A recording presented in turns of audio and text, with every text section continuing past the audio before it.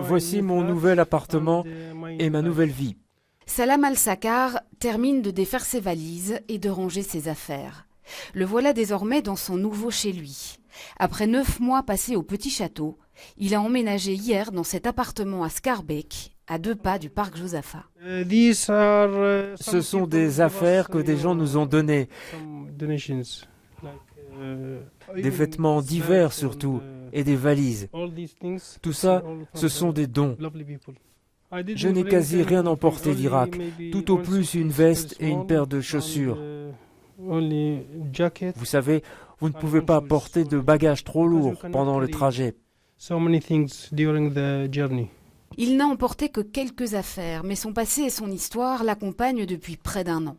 Depuis qu'il a décidé de fuir Bagdad en Irak, alors qu'il y était menacé de mort. Il abandonne son travail dans l'immobilier, sa famille, pour un voyage long et dangereux qui passe par la Turquie et la périlleuse traversée jusqu'en Grèce.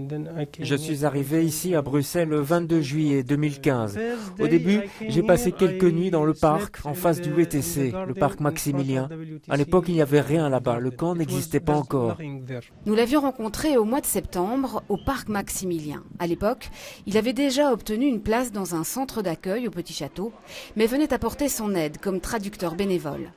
Après 9 mois d'attente, Salam Al-Sakkar vient tout juste d'être reconnu réfugié. Je suis vraiment très heureux et je suis très excité parce que c'est une nouvelle étape dans ma vie. C'est un peu comme si j'avais dû passer un examen très difficile et que je l'avais réussi. Ces